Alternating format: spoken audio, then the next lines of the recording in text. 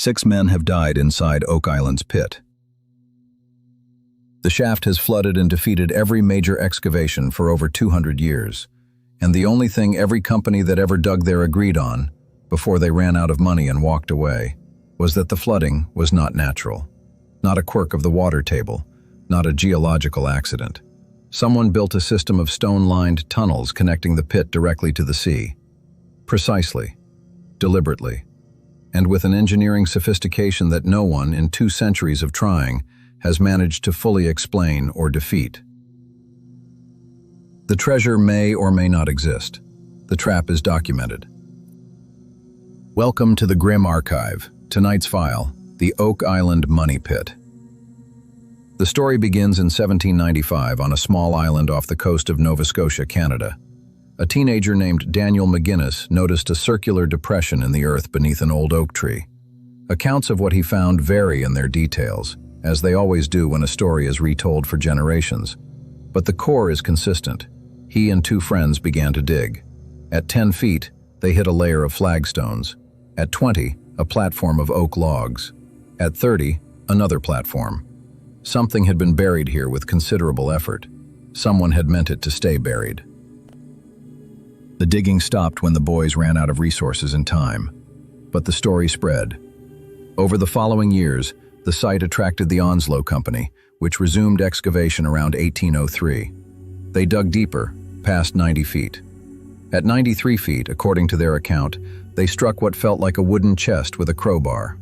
They stopped for the night. By morning, the pit had flooded to sea level. They bailed. The water returned. They bailed again. The water did not care. The Truro Company tried a second shaft alongside the first, intending to tunnel across to the treasure. That shaft flooded too. They abandoned the site. The Truro Company arrived in the 1840s with more men and better equipment. They drilled core samples from the flooded pit using a pod auger, a primitive but functional tool. The drill passed through what their report described as wood, then a void, then loose metal pieces, then more wood. They believed they had confirmed a buried chest. Then they went back to pumping, and the pit flooded again. A Truro Company worker, investigating why the pumping never worked, walked the beach at low tide and made a discovery that would reframe everything. The sand at Smith's Cove was not behaving like ordinary sand. It was draining water inward, toward the pit. The Truro Company excavated Smith's Cove. What they uncovered was not natural. Beneath the beach sand lay a layer of coconut fiber, a material not native to Nova Scotia. Beneath that, flat stones. Beneath those, a series of channels fanning out like fingers, each one lined with stone, each one feeding water toward a central collector that connected underground to the pit. It was a filter drain, an engineered intake system designed to catch tidal water and funnel it directly into the flood tunnel below. Someone had not merely dug a pit. They had constructed a tidal pump, passive, automatic, impossible to stop without first dismantling the entire intake. And the intake was under the sea. The Truro Company tried to block the tunnel at Smith's Cove. They failed. They tried to locate the tunnel's path and cut it off mid-route. They failed again. By 1850, they were finished, not defeated by mystery, but by a hydraulic system they could map but not overcome. What is striking reading their reports now is the tone. These were practical men, engineers and investors, and their language when describing the flood tunnel is remarkably consistent. They do not call it a legend or a rumor. They call it an obstacle, a built obstacle, one they acknowledge they cannot remove. The Truro Company's failure was not one of belief. It was one of resources against a more sophisticated adversary. The Oak Island Association followed in 1861. They brought steam-powered pumps, the most capable technology available at the time. For the first time in the pit's history, the pumps were actually winning. The water level dropped. Workers descended. Then the bottom of the pit collapsed. The shaft fell into whatever void lay beneath it. The steam boiler exploded. 1 man died from the explosion. By some accounts that differ in their details, additional workers died in the collapse. The exact death toll at this excavation is disputed, but the 1861 operation is where Oak Island's fatality record begins in the historical record. The pit had not merely flooded, it had given ground, then taken it back. The next 50 years brought a succession of companies with a consistent pattern: arrive, pump, watch the water return, attempt to locate and block the flood tunnel, fail, depart.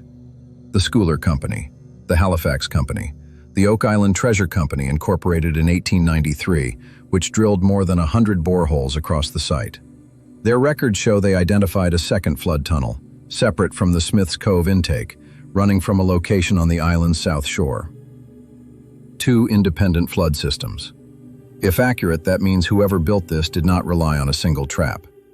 They built redundancy into a system designed to be permanent. That is not the work of someone hiding treasure quickly. In 1965, 4 men died in the pit in a single day. Robert Restall, who had been working the site with his family for years, fell into a shaft overcome by gas, likely hydrogen sulfide, which can accumulate in enclosed excavations. His son Bobby went in after him. Then 2 other workers descended to help. All 4 died. The deaths were not caused by the flood system directly, but they illustrate what the pit demands of anyone who enters it seriously. Total commitment, at serious cost, with no guarantee of anything but the obstacle.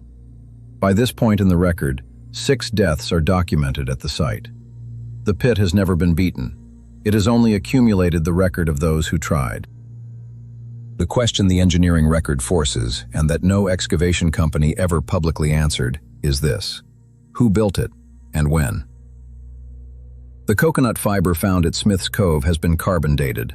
Results from different samples place it somewhere between the 13th and 17th centuries, though the dating has been disputed and the chain of custody on some samples is imperfect. The stonework in the flood channels shows no tool marks consistent with any identified colonial-era construction. No equivalent tidal intake flood protection system, built at this scale, has been documented anywhere else in the pre-industrial Atlantic world. That is not a supernatural claim. It is simply a gap in the engineering record that has never been filled. The Legina brothers and their production team have excavated Oak Island extensively since 2014, documented in the long-running television series. They have found artifacts, a lead cross, Spanish coin fragments, worked wood at depth. Whether any of it connects to an original deposit remains unconfirmed.